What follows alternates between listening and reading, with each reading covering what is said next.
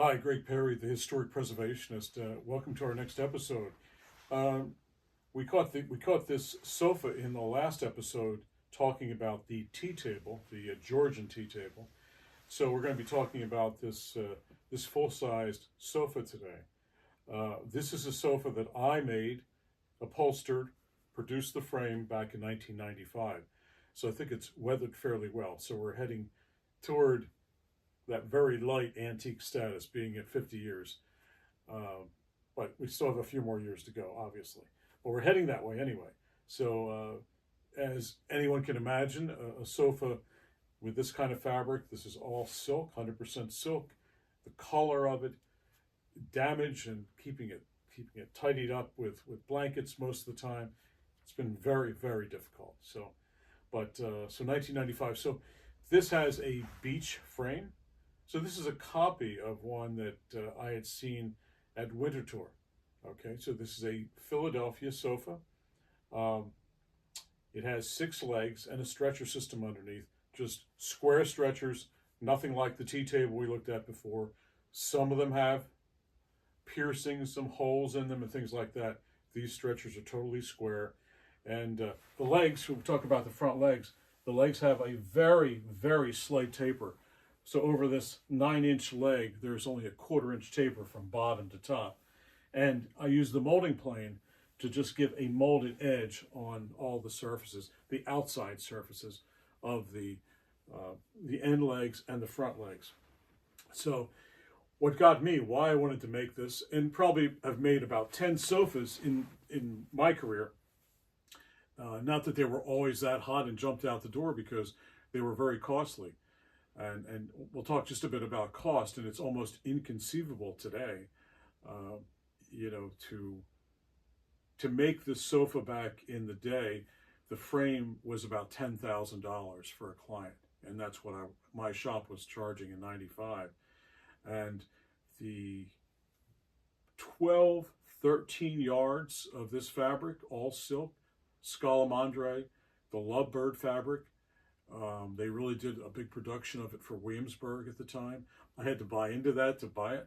You're talking about $700 a yard times 12, 13 yards back in the day, plus upholstering materials inside, plus the upholstering cost of it. So we have a $20,000 sofa here, and thank God it survived. But there's nothing like 2 things happening here. It's the absolute beauty of the motif itself in the fabric. It's the shimmer, the glimmer of the silk. There's nothing like looking at silk. There's nothing as it portrays the silk damask, this hot, cold, shadowy type thing. It's absolutely gorgeous. And over that, what got me initially was the beautiful frame, the style, the posture of this piece. But without standing up first, what hit me in the beginning was this beautiful top, this camel back, the center hump, and we're not terminating, but coming toward the end, we have the miniature humps, the points. And there's another piece in Winter Tour and the Metropolitan that matches this, a love seat, a settee, and that has a walnut band that goes around the front. And we'll get to that at a later date. But nevertheless, this would have been a matching set in a living room, in a parlor, in a tea room, possibly. You could have had 2 of these actually facing one another with the tea table in between, a much larger tea table than we've had here before. But initially, when you're in it, this is not the type of room it should be in, but when you're back far enough and you see this against a plain wall, not the fabric, unfortunately, over the window here, it's just dynamic, the style.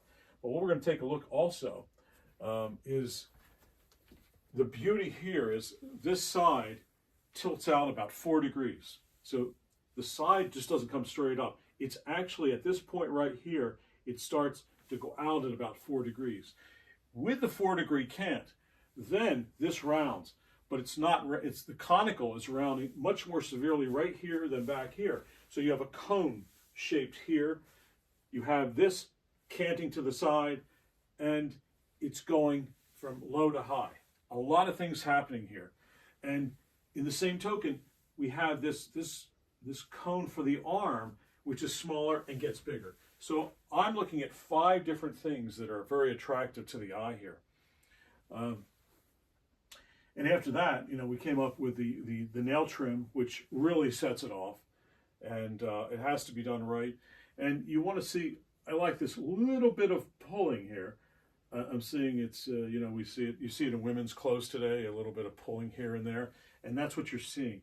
It just gives a little bit of shadowing effect. I don't know if we can pick it up in the video or not, but it's meant to be there.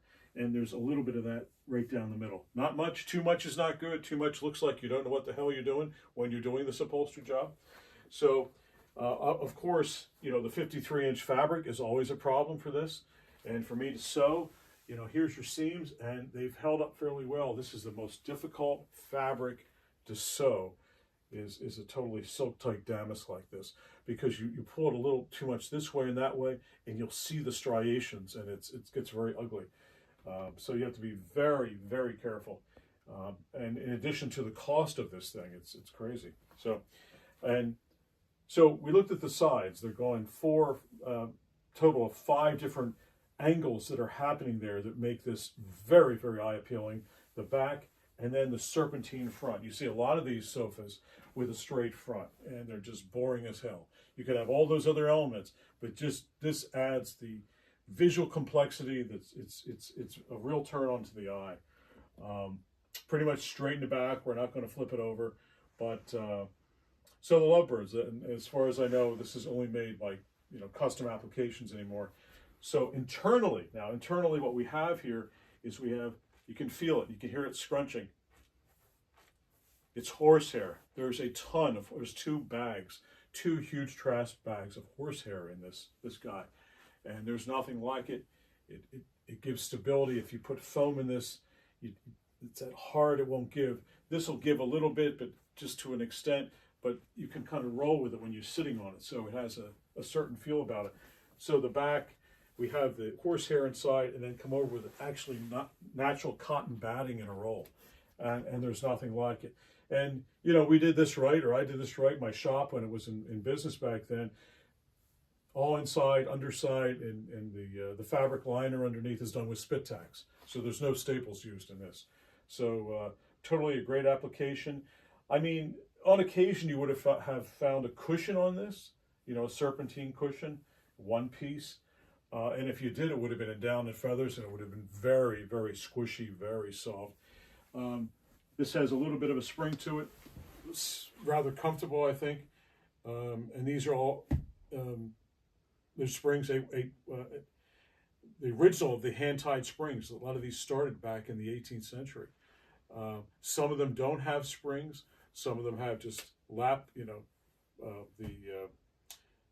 banding that goes across it, like a jute type webbing. It's a webbing, and it would have been pulled very hard, and with that alone you would have gotten some springs. So made in different ways, but this is totally just webbed and with no springs, but springs started somewhere that 3rd or 4th quarter of the 18th century, and that was to help replace the webbing. You would have got a lot more distance or lifespan out of the piece.